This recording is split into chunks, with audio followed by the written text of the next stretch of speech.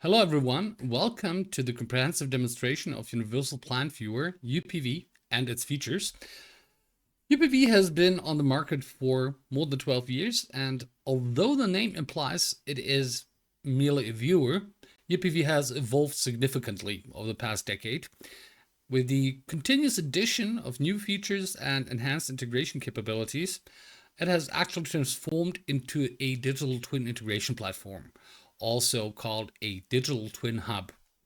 So during this demo, I will guide you through the functionalities and capabilities of UPV and provide insight into the current version.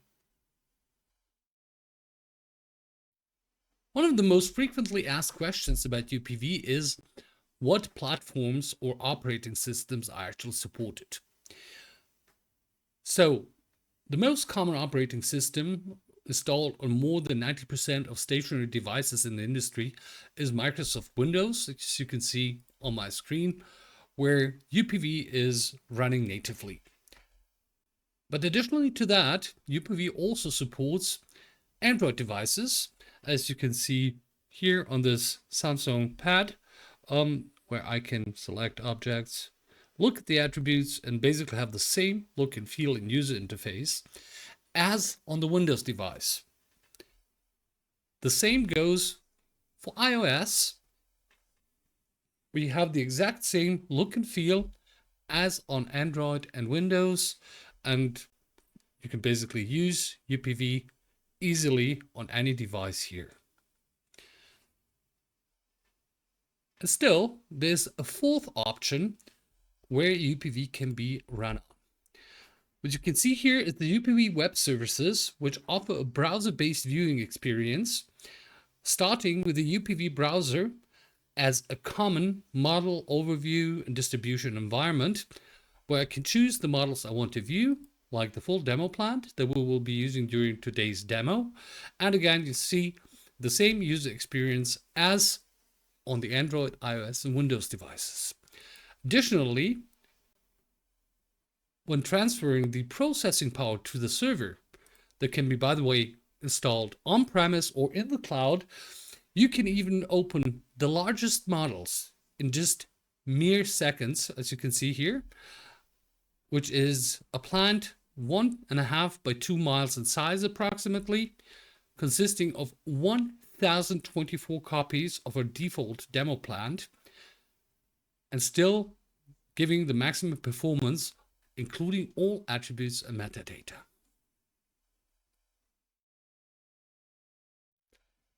Let me start with some of the basic features of UPV, like navigating the model, which can be easily done by just using the mouse, the keyboard, arrow keys, or on mobile devices using your fingers and pinching and zooming to move back and forth.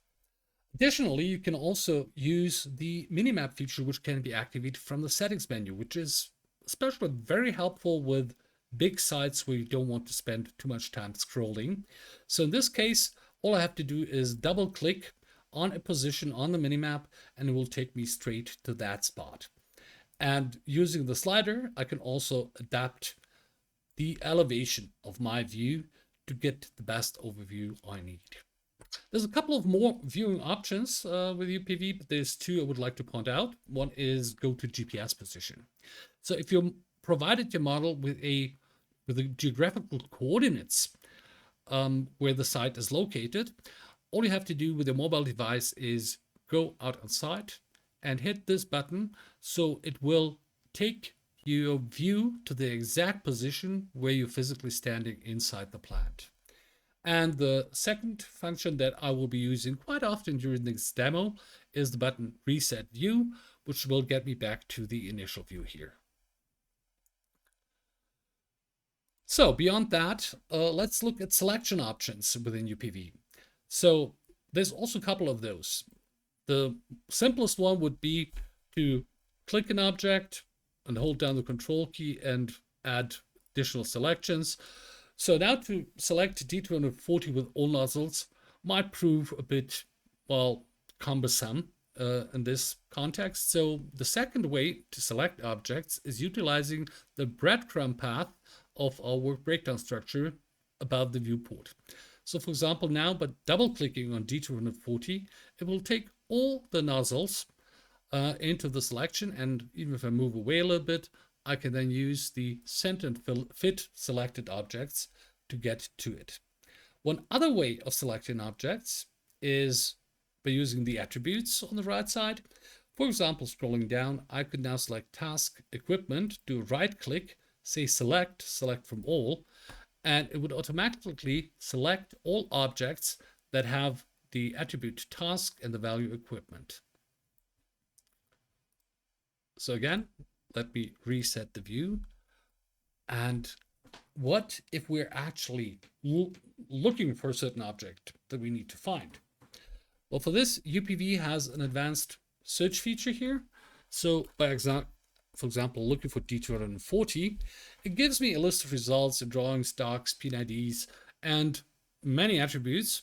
And depending on my search string and the number of attributes I have in my model, this could actually get a very long list. And even though the search is very fast, it might get a bit slower. So in order to optimize this, let me go back to attributes and select, for example, the pump here and say, okay, name, add to search filter. So if I now reset my search and search again, D240, I will actually only get one result because I limited the results to the attribute name, and this is the only place where it's going to look for the search string. And by clicking on it, you see it will again center and fit my selection. So let me clear the filter again and my search and look at the next basic feature, which is clipping. So if I want to have a better look at D240 without all the surroundings, but just a little bit of it, I can use the clipping feature. In this case, I would use volume clipping and then just click on the sides of my clipping box to expand it and to include more information, or I could use the slider to basically expand this to all sides. By closing the clipping menu, it would leave me with the clipped results. Additionally, I can also delete the clipping and be back to normal, or load some predefined clippings that I defined previously for repeated usage. Another option to actually get a clearer view of my object, or even, hide it, is using these three features here. So one is toggling the visibility, turning the objects on and off. The second one is the exact opposite, turning everything else on and off, which is great if I just want to have a close view of my selection. But the downside is we don't really get to see too much of the surrounding, area. So additionally, we can activate highlight. So when I close the filter, I still have the focus on my selection, but still see the rest of the plant grayed out and transparent, but visible enough to get a good orientation and impression of the surroundings. Another feature, basic feature of UPV, is coloring objects. So the simplest way is to define an Excel file where I define rules. If you have a certain fluid code, and if it's a pipeline, then color it red or blue or white. And these can be stored and recalled easily by utilizing the Select Display Style menu. So I can either open a local Excel or text definition file, or I can load one that has been actually set with the model. And in this case, you see it's automatically applying colors. Additionally, I can manually color objects like this. And let me select a couple of them with different colors, which is excellent. But if I now change anything, there's probably not an easy way to get back to this. So for this, UPV has yet another feature, and it's called saving views. So in this case, all I have to do is go to my model folder here and files, click plus, view, and I can save colors and visibility. Yes. Position, so my camera position right now. highlighting, so currently nothing's highlighted, clipping, nothing's clipped, and so on. And by saving this view, now I can revert all the colors, I can move away, I can even highlight a totally different object, close my color menu, but when clicking this button in my view, it's taking me back to the exact viewing settings that I had when saving these views. So let me revert everything again to normal and have a look at the last basic feature for today, and that's measuring. So in UPV, you can measure certain coordinates by picking cardinal points of object to get the exact coordinates in the plant, or you can use this here to do distance measurements and even chain measurements by just adding measurements to it.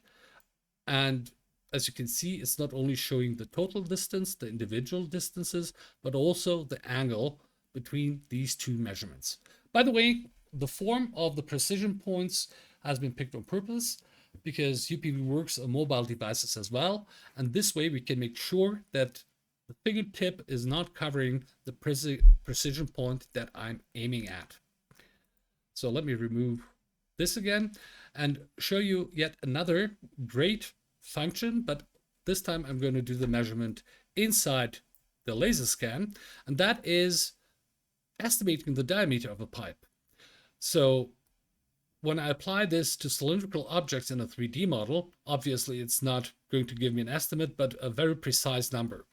In this case, in a LaserScan, we don't have the luxury of having real cylindrical objects, but still, this measurement type gives me quite a fairly good estimate of the diameter of my laser-scanned object.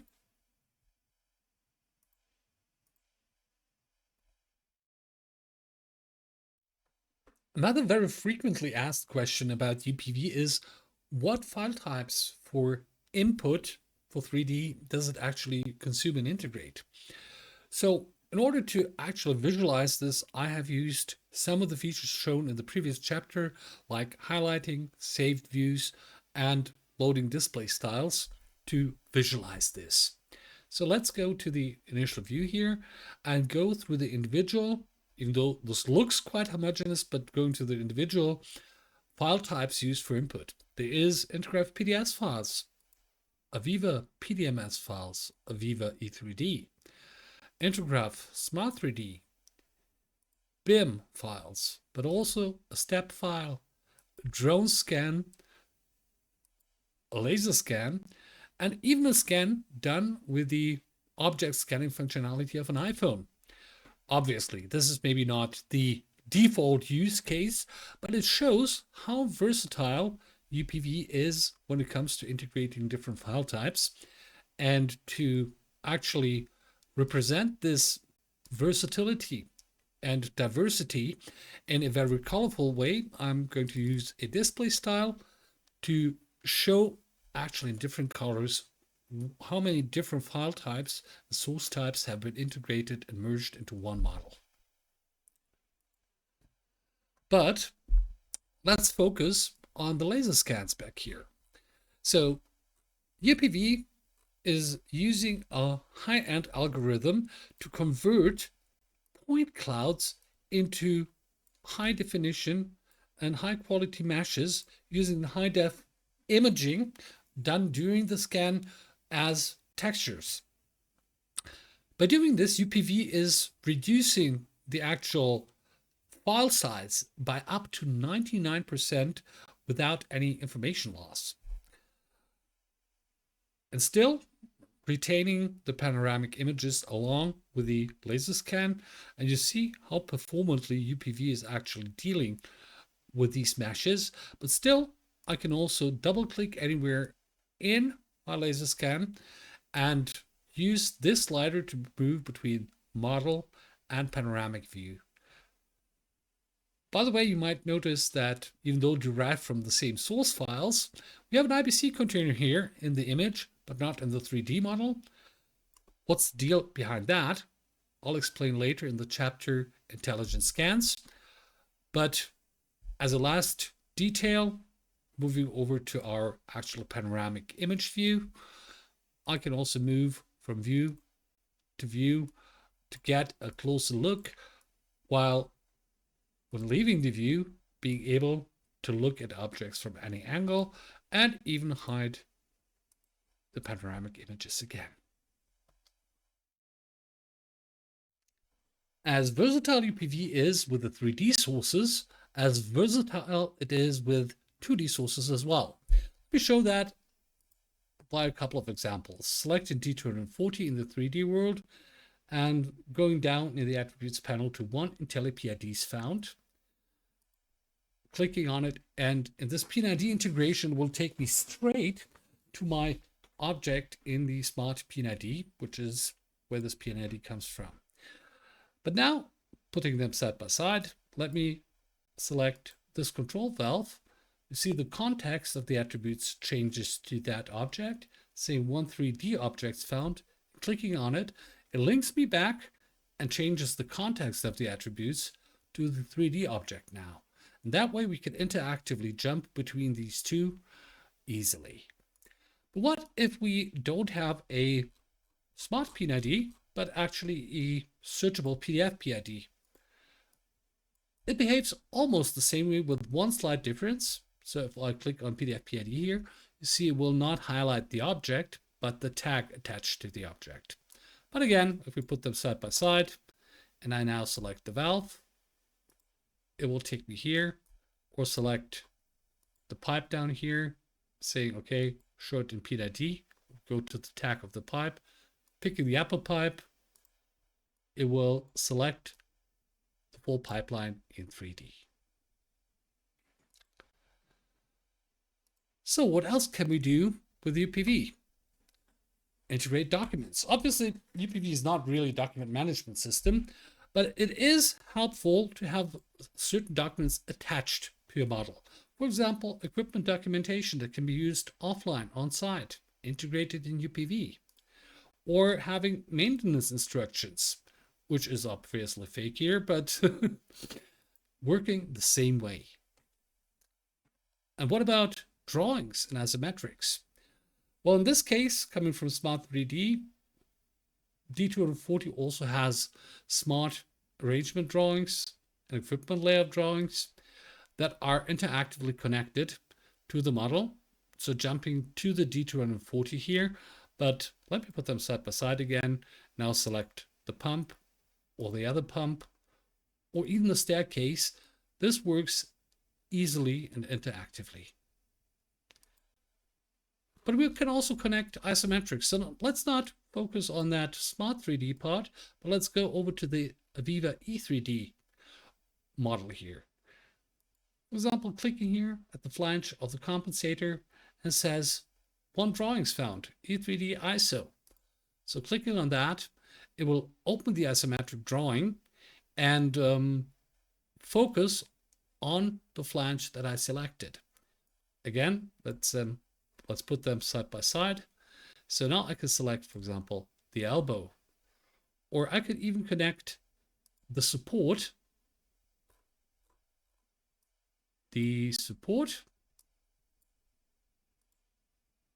and it's going to highlight it directly in 3D. So you see, with various file formats, an interactive connection is easily possible with UPV. But what else can we do? We can, for example, also take screenshots. Going to the files. So I'll do it now in the root folder model. Click on plus, click on screenshot, open it up, and you see I have a screenshot that I can use and later on comment, but we'll see that in one of the later chapters. Additionally, I can also take a photo. So obviously, my computer is not on the field now, so I actually pointed my webcam at a picture to take an image here. Just click and confirm, and the picture is stored again inside of UPV for later usage or for documentation of a certain situation on site. And the what I call royal discipline with 2D objects is actually the projection or mapping within the 3D world. So let's move over here. I've shown you the layout plan for D240, but what if we could project that 2D plan into the 3D world? Probably something like this here. And then clicking Alt on my keyboard to drag this drawing actually up to the piping level here, be able to get additional information from a drawing projected directly into my 3D space. But what works with plans also works with pictures. While similar to the slider in the LaserScan, I can switch between the model image and the picture. For regular pictures, this might not even be as impressive, but let's actually close that one and open up a terminal image to do the same thing. And that way we can actually overlay terminal imaging, 2D and 3D interactively to get a plus in information.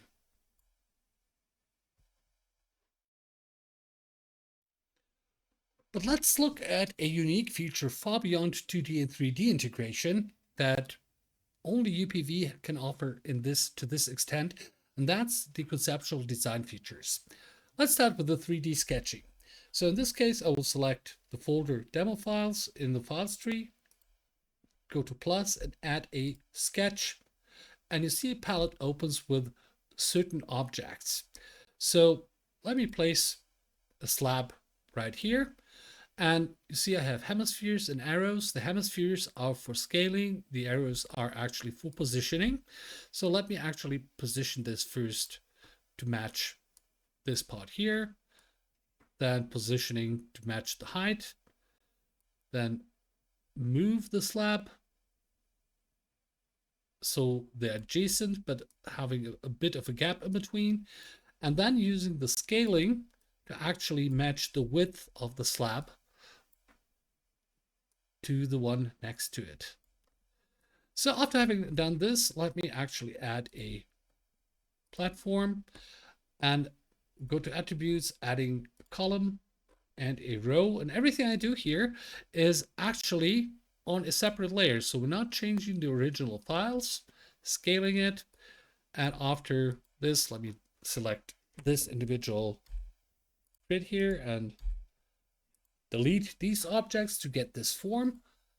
Now I can actually select this column and say, okay, I want a different profile instead of HB 300, HB 200.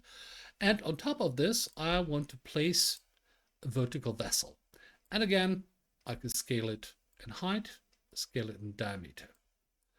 And then move it over here and add some piping. So obviously UPV is not a detailed design tool. So we're not getting any isometrics or any detailed construction grade drawings out of this.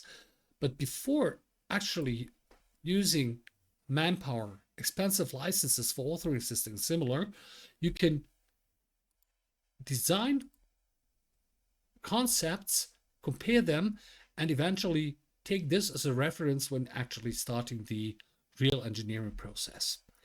So I can also add a reducer here, and by changing diameter from 8 inches to 12 inches, you see how the reducer automatically adapts. But as you can see, it's very simple drawing tools we have here. So let's actually look into a catalog where we can have a lot more objects and parametric objects. For example, scaffolding that I'm going to place here right next to the pipe rack and rotate it into position. Well, maybe I'll move it over here a little bit. And when I zoom closer, you see small white spheres. These are for the parametric extension of the object. As you see, as the longer it gets, it repeats its pattern that is predefined in the symbol.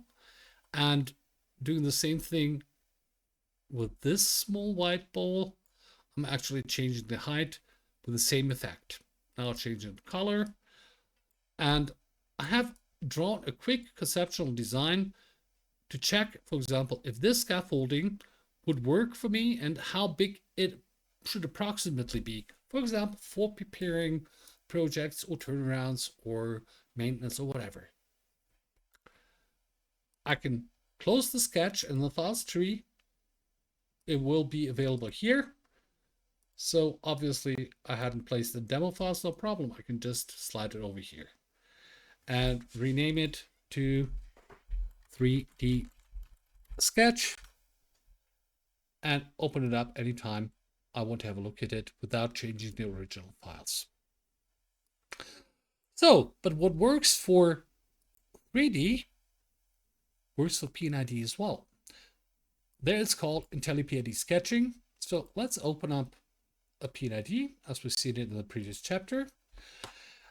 Zoom out a little bit and go to the files tree now. Again, selecting the folder demo files because I want to store my sketches there, and open PNID sketch. First of all, I want to define the layer color to red and then start actually drawing my conceptual design here. For example, placing a pipeline with a, well, generic pump symbol on it, maybe also adding some valves. And oh yeah, let's actually also create a bypass that will get a valve as well and give the whole thing actually a revision cloud around it. So same as with the 3D part, I can, even when I close the sketch, I can turn it on and off as a separate layer. And with PNID sketching, I can have as many layers as I want to, also different colors. It's always one color per layer, but to do redlining or conceptual designs in a simple way.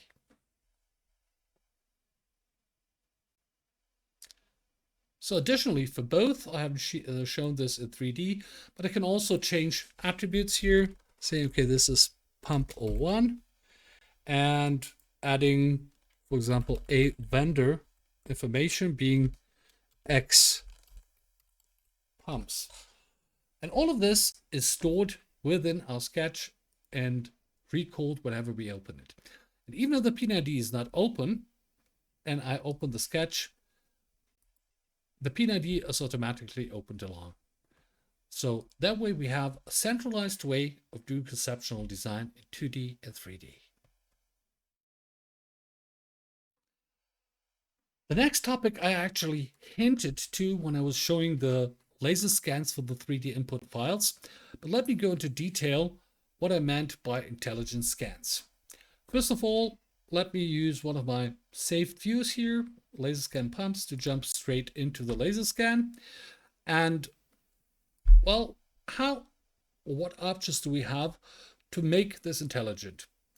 First of all, I could place a point of interest to a certain position, for example, this fire hose box. So I would still put it in the folder demo files, add a plus and say point of interest. So in this case, I have the small green sphere that I can place here. And when I click it, go to attributes and give it a name instead of point of interest, it will be called fire hose box. And now I can search for it. And when regenerating the model, I can make them even a fixed part, a static part of the model. So I can find this position at any time. Makes it easier when you have a scan but no 3D model of an object, instead of remodeling, to at least mark the position and add attributes so it can be found again easily, and some additional information like attributes or documents can be attached to it. But hey, why not take this a whole step further? So let me actually delete my point of interest again. And go one step further and say, okay, I want to individualize, isolate objects from the mesh and make them individual objects, like 3D objects. And this is a unique feature of UPV, which we have done, for example, with a couple of objects you see here. Even though they look like regular LaserScan mesh, at least regular for our good quality, I can select the pump here and I can turn it on and off individually. I could even, filter for it or set a highlight so I see the rest of the laser scan while the pump is still visible. So it's not just a bounding box or point of interest, it's actually a real 3D object. So, for example, if I colorize it, we have a couple more objects here we did this with. And one of the most common questions at this point is, yeah, that's great, but it's probably a lot of effort. In this case, no, it's absolutely not.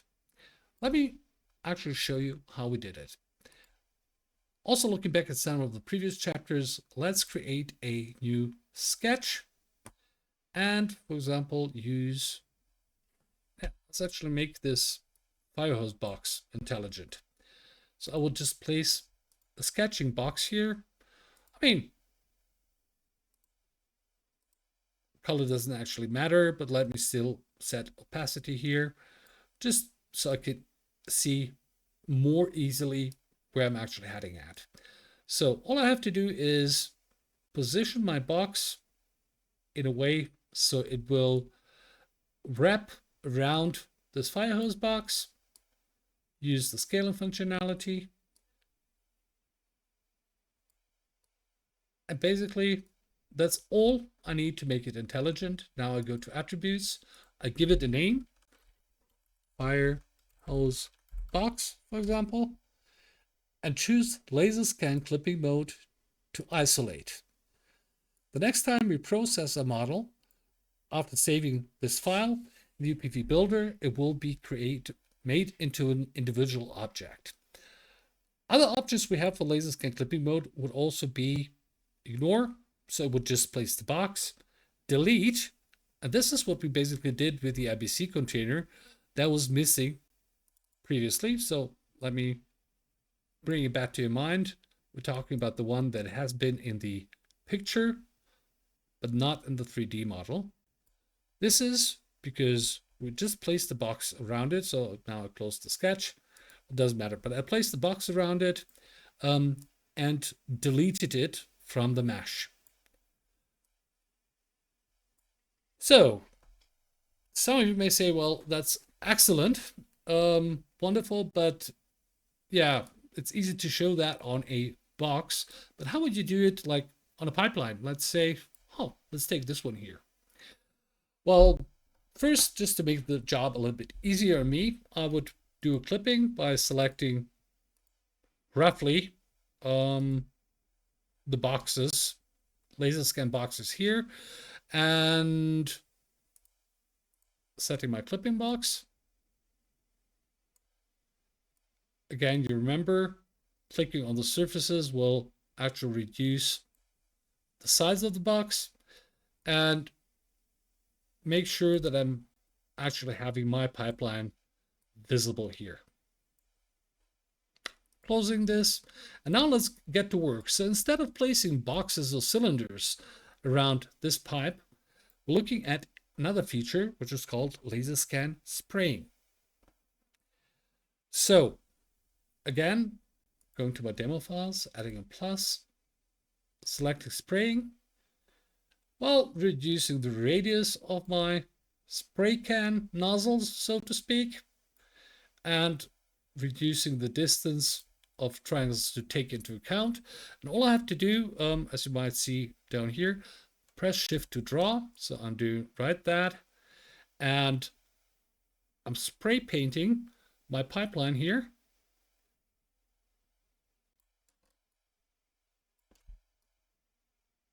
Instead of basically doing the laser scan clipping with the sketching files. So in this case, I could have changed the size of the nozzle to get more into it, or if I by accident marked up something else, I could just press alternate, the Alt key on my keyboard, remove it, pressing Shift again to keep on spraying. But the next step, same thing. I'm going to attributes. I'm giving it a name like PL for pipeline 0001.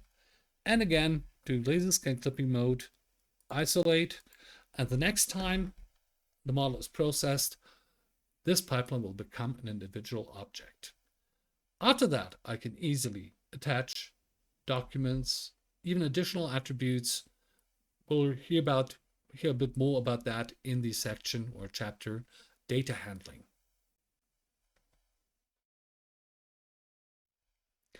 Another important topic I would like to talk about is the commenting and markup features in UPV. So let's start with the 3D environment. If I want to set a comment at a certain point, for example, again at my D240, all I have to do is select my object, select a folder. In this case, I'll take the model root, add a plus, and click on comment. My comment will be check please. And you see instantly the comment is adapted here, and I can place the comment text anywhere, and also the reference point with the precision point tool, set it to a different position. So even if I move away now, I can just use this select feature to get back to the position where my comment has been made. And if I wanted to, for example, if it was placed lower below, I can turn the leading line on and off.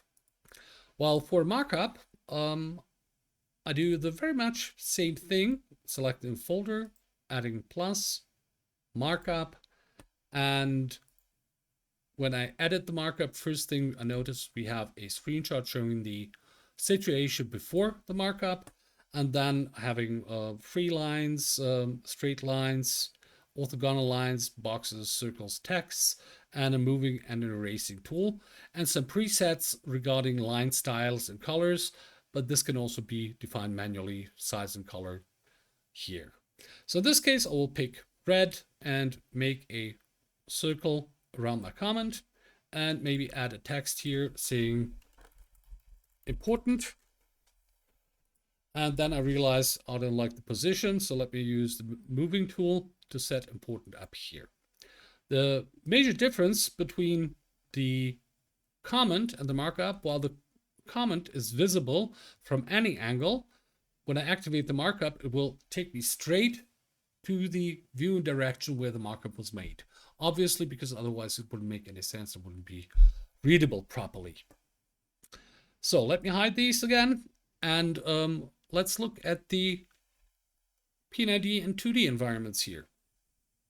So instead of just opening PNID, let me open up a PNID sketch and in edit mode. So that's the one that we previously created. And now I want to add a comment. So there's two ways: either pick an object, add a comment. In this case, I would have to activate the sketch first, add a comment and have a free text, or I could use it, for example, as a label. So naming this one here 10001 and just drag and dropping the attribute into my PNID drawing, and it would directly place it like a label. So in files, you see the comment is underneath the PNID sketch, and I can delete the leader line. But the big advantage here is if, for example, now I change the label, or actually the attribute, the label is adapted directly along with it. So now I can close my sketch and activate it again for viewing, and then add a markup to it. And you'd probably guess it's the exact same functionality as in 3D. So this time I'll take green and place a circle around it, but I don't think any additional explanation is necessary here. And when I close the markup again with the eye symbol, I can turn it on and off. And which goes for the PNIDs, easily goes also for documents. So basically, for example, opening equipment documentation, adding, guess what, a markup, and again, having the same features. In this case, I'll just take orthogonal lines to underline certain comments. And let's go back to initial view. While the data coming from the authoring tools is generally static, sometimes there is need to add additional data, even by the admin or even dynamically by the end user for various use cases. For example, to set commissioning systems, construction or delivery states or similar. So for this, UPV has a feature called custom attributes. These can be purely static. Let me actually show you the config file here. Purely static like calculations or static texts, but they can also be dynamic like free text comments or having color-coded code lists, giving you options to choose from to set certain values. These code lists are defined in the same document actually, having, for example, for construction state, a couple of options and color codes assigned to these according, well, selection options. So what does it look like in UPV directly? When I go, for example, to my D240 and look at the attributes, I get an overview of all the attributes, and most of them are shown in white. Even last maintenance, which was actually a static text added by custom attributes, while the dynamically changeable ones are shown in yellow. So this can be free text fields like comments, check, please, for example, or having the construction state for D240. So let me select it along with the nozzles and putting it on waiting for material. But obviously, see, no visible change has happened except for this square here, changing its color. But when I double click construction state or open the custom attributes panel and select construction state from the drop-down menu, I actually not only get a legend, but also get everything color-coded. So, and this is basically what makes this different from using the display styles from Chapter 2 basic features. While loading color styles is static and would have to be repeated every time we change a value, with the custom attribute code list, the change is applied instantly. So let's do that with our D240 here and changing it back from waiting for material to ready for installation. And you see the color is instantly changed. And additional value towards compared to the display styles is we get a color-coded legend to see the meaning of the individual colors. So let me reset the view again and look at the next topic, and that is how would we, for example, import data in bulk or sideload data that has not been part of the authoring systems, but we still want processed into the model. For this, UPV is using the SDK and the plugins, and CXperts is providing by default some plugins like the LaserScan clipping plugin used to make LaserScans intelligent, but also the graphics plugin, which adds graphical information, and that is the labels you see around the pipelines and some of the equipment. And yet another very interesting plugin is the Excel import plugin that you can use to add additional data, for example, to the PDF PIDs. So as I've shown before, it actually recognizes the tags, but has no additional information, no metadata to the object. So for this, I actually used an Excel file saying, okay, defining a source attribute, source value, and then as many attributes as I want to add, I just add here. For example, this would be task equipment and copying this down and using this with the Excel import plugin will result in W003 having last maintenance, next maintenance, and task equipment set. And which works for the P&ID world, is the exact thing what we actually also do to make LaserScans even more intelligent. So let me go to the LaserScan pumps and select one. Going to the attributes again, you see fluid state, last maintenance, task, type, even vendor information. And that is provided by the same Excel file under import. And you see all of this has been side loaded easily into the model.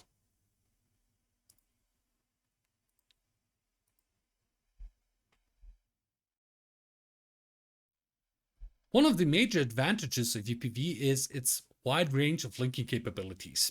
So let's have a look at those. For once, there is the outbound linking, meaning links to sources of documents outside of UPV. And here's a couple of examples. So on the upper right side, you see 8 links found. For example, to an email, dynamically creating also the body containing the tag and the UID numbers, or opening, for example, a PDF describing the adapters and modules of UPV, or just going directly to the CI Experts website. But what all of these links have in common actually is that they have been added to the model during the model creation process and are firmly integrated in it. But the same file type used during the builder process can also be used to actually add links dynamically on the fly by the end user. And for this, we would use a file like this. For example, giving a dynamic linking to Google using the value of the name attribute for all equipments, or adding a datasheet, Word document, and PDF to our D240.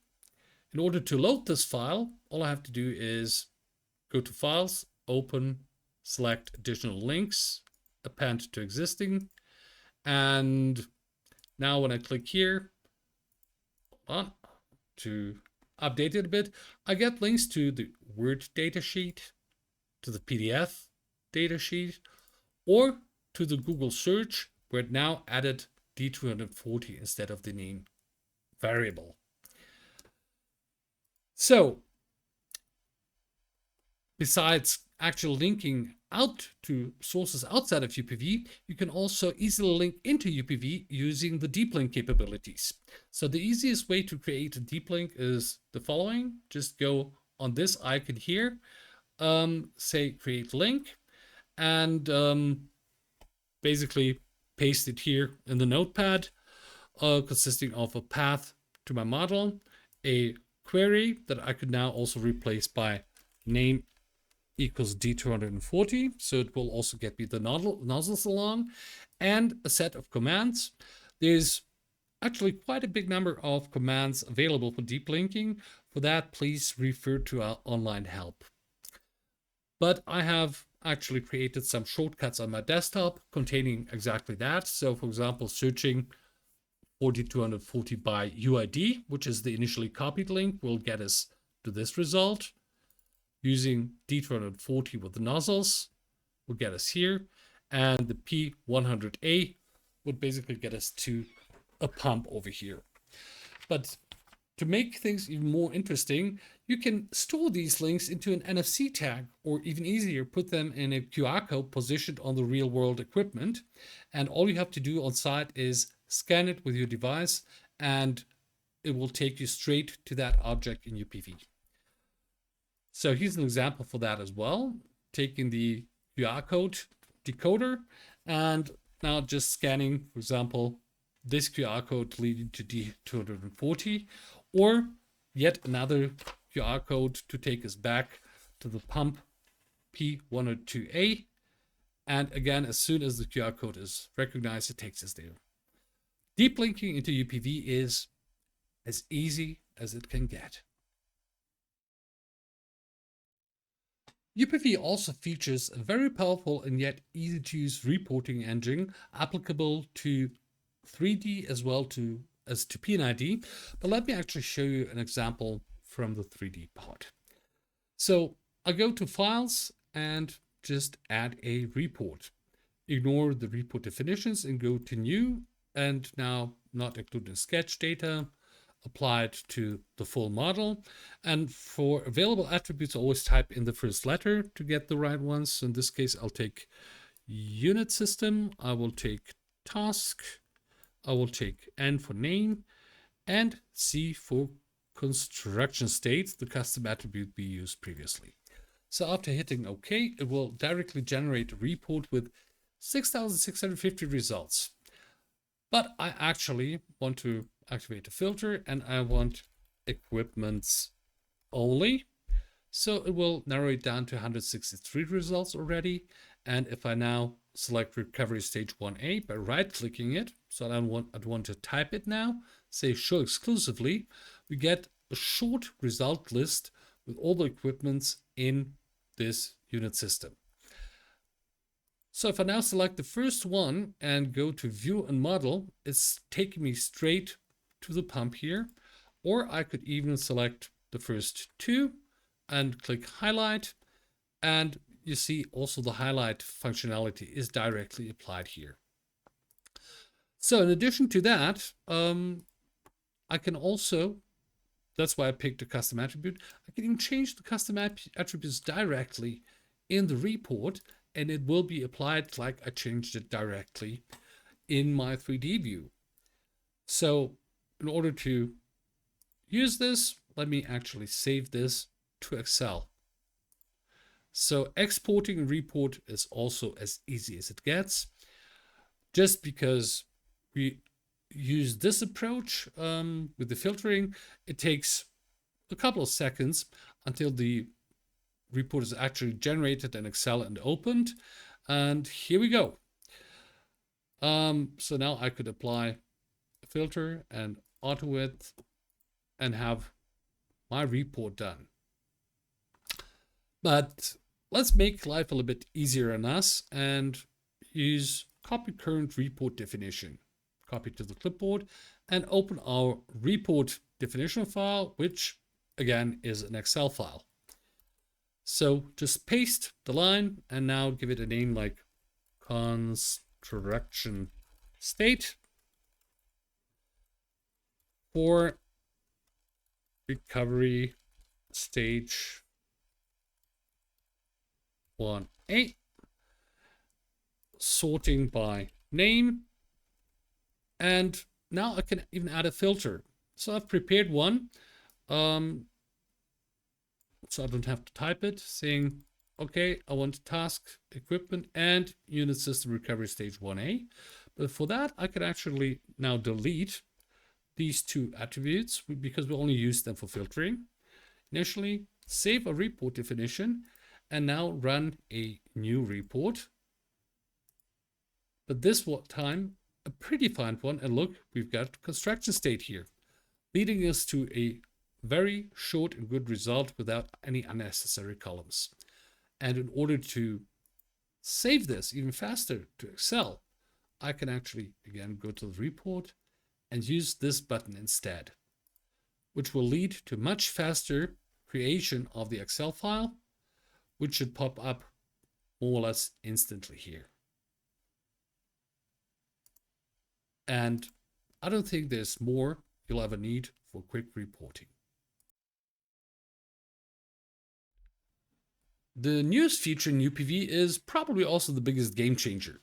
AppControls have been officially introduced with UPV 7, but what are they actually? Well, AppControls are a tool for integration and customization. They're a flexible tool to evolve functionality and boost productivity. And they're the ideal scripting platform for UniversalPlantViewer. It's a tool to develop apps without changing UPV core programming, yet deeply integrating into its user interface.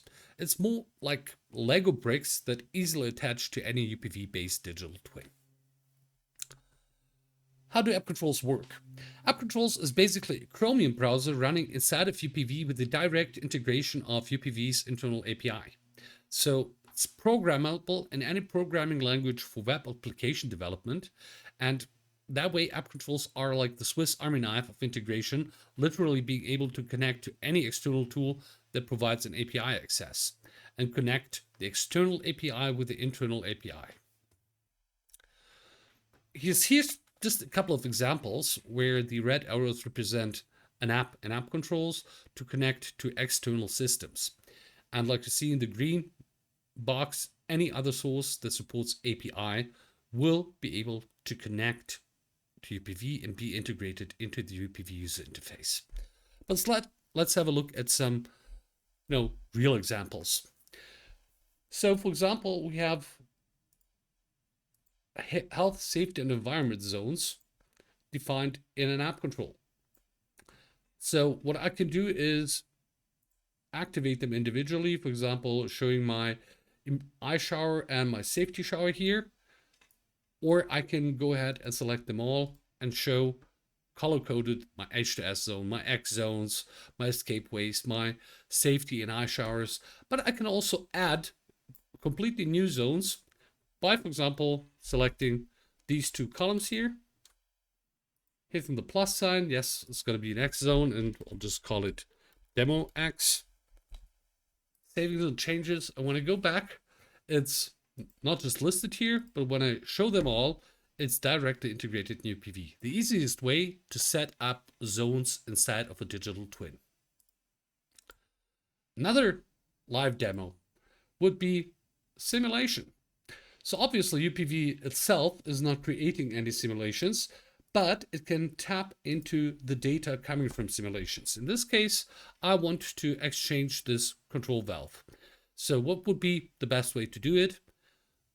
If I shut off this valve first, I would actually be cutting off the stream shown in purple, inactive but pressurized. So let's open that one again and first open the bypass and then close this valve here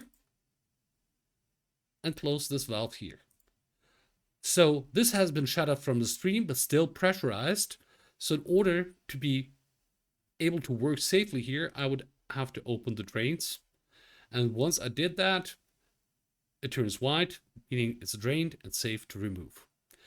And again, just one example how app controls could be utilized. Let's look at another example. That's actually one of my favorite ones, called live data. So what happens here, we're tapping into a database that is being, in theory, fed by IoT and real-time sensors out in the plant. So first thing we notice, we have a warning for E240, temperature is high. So when I click in the list on it, it will select my E240 and show me the temperature and pressure settings. Since I don't have real-time sensors, I will be simulating this by directly changing the values in the database. So for D240, we have warning level of 70 and error level of 80. So let's raise the temperature to, let's say, 78. And as soon as I hit update, you see that the color here changes and we get D240 in our warning list. But let's go ahead and make it even hotter here, above warning level, and put it at 86, for example.